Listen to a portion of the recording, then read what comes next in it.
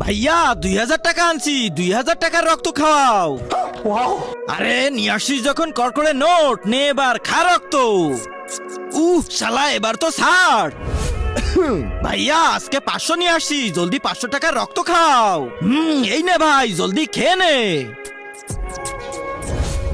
5000, 6000, 7000, 8000। এই দেখো, এটাই রক্তের মালিক। আরে মশা, তোর সাথে এটা কে?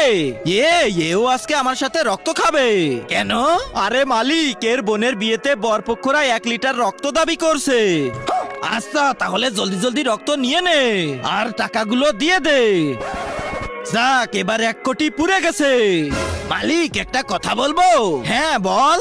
কোনো মানুষেরা তো আমাদের তাদের আশেপাশে যেতেই দেয় না, আর আপনি এত ভালো মানুষ যে টাকার বদলে আমাদেরকে রক্ত খেতে দেন। আচ্ছা মশা ভাই, তাহলে আজকে তুমি একটা কথা শোনো। কিন্তু তার আগে তোমার কাছে কোনটা